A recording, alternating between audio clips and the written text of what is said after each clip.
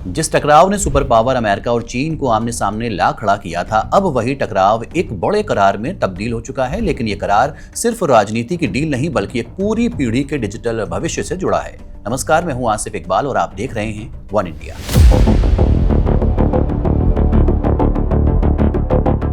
America और चीन के बीच लंबे समय से चल रहे विवाद के बाद आखिरकार टिकटॉक के भविष्य पर तस्वीर साफ हो गई है। अमेरिकी राष्ट्रपति डोनाल्ड ट्रंप ने गुरुवार को एक कार्यकारी आदेश पर हस्ताक्षर किए, जिसके तहत चीन की कंपनी बाइटडांस से टिकटॉक को अलग कर अमेरिकी निवेशकों के हाथों में सौंपा जा रहा है। ये फैसला उस कानून के मुताबिक है जिसमें कहा गया था कि अगर टिकटॉक को अमेरिकी मालिक नहीं मिलेगा तो उसे देश में बैन कर दिया जाएगा। डोनाल्ड ट्रंप ने प्रेस कॉन्फ्रेंस में बताया कि उन्होंने चीन के राष्ट्रपति शी जिनपिंग से इस डील पर सीधे बातचीत की। ट्रंप ने कहा, मैंने राष्ट्रपति शी से बात की और उन्होंने साफ कहा, इसे आगे बढ़ाओ।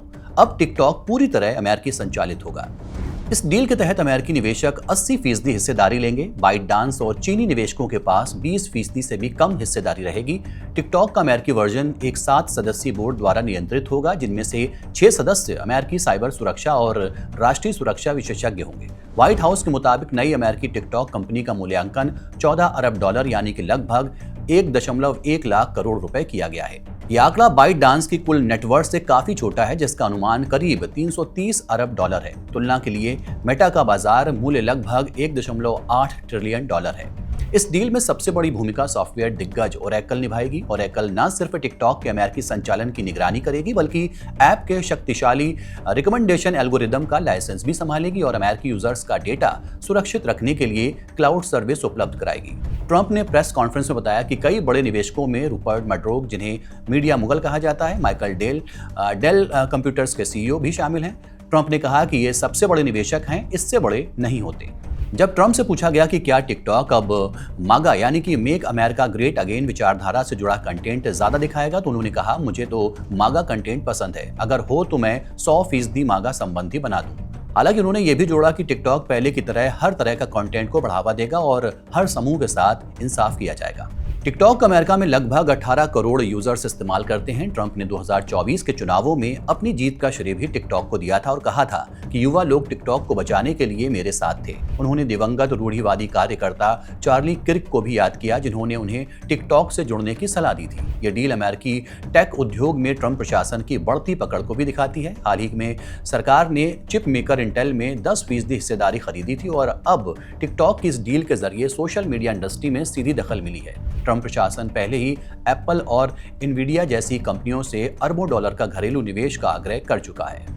पहले ट्रंप ने कहा था कि सरकार को इस डील से बड़ी फीस मिलेगी, लेकिन गुरुवार को उन्होंने साफ किया कि नई अमेरिकी टिकटॉक कंपनी से सरकार को सामान्य टैक्स ही मिलेगा। टिकटॉक पर लंबे समय से आरोप लगते रहे हैं कि चीन इसका इस्तेमाल प्रोपेगेंडा फैलाने या अमेरिकी लोकतंत्र को कमजोर करने के लिए कर सकता है। अमेरिकी कांग्रेस ने पिछले साल बाइटडांस को मजबूर किया था कि वो टिकटॉक को अमेरिकी मालिक को बेचे, वरना बैन झेले।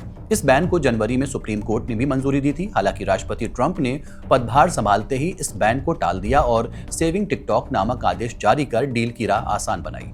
अब बाइटडांस से टिकटॉक का पूरा डाइवेस्टमेंट अगले 120 दिनों में पूरा होने की उम्मीद है। सवाल ये उठता है कि अब टिकटॉक चीन का नहीं रहेगा, बल्कि अमेरिका का हो जाएगा। तो क्या अब इसकी भारत में वापसी हो सकती है? तो जवाब है, अभी टिकटॉक का अमेरिका के हाथों में आना भारत में वापसी की संभावना को जिंदा जरूर करता है, लेकिन ये तुरंत संभव नहीं है। भारत सरकार को डेटा प्राइवेसी, सुरक्षा और राजनीतिक माहौल देखकर ही कोई फैसला लेना होगा। भारत ने 2020 में टिकटॉक समेत 59 चीनी ऐप्स पर राष्ट्रीय सुरक्षा और डेटा प्राइवेसी का हवाला देकर बैन लगाया था। तब सरकार का तर्क यही था कि ये ऐप्स चीन से जुड़े हैं और भारतीय यूजर्स का डेटा सुरक्षित नहीं है। अब जबकि टिकटॉक का अमेरिकी संस्करण अमेरिकी निवेशकों ओरेकल, मर्डोक, डेल के पास है, तो इसके भारत लौटने की संभावना जरूर बढ़ जाती है, क्योंकि ये कंपनियां पहले से ही भारत के IT बाजार में मजबूत पकड़ बनाए हुए हैं। ऐसे में भारत को भरोसा दिलाना आसान होगा।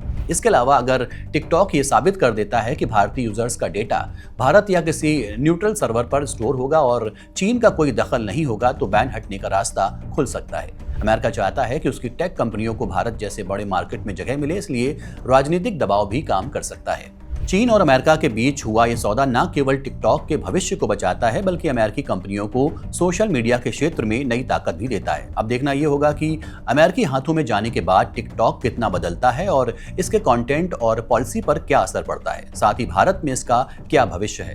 फिलहाल के लिए इतना ही। देखते रहिए one India. Subscribe to One India and never miss an update.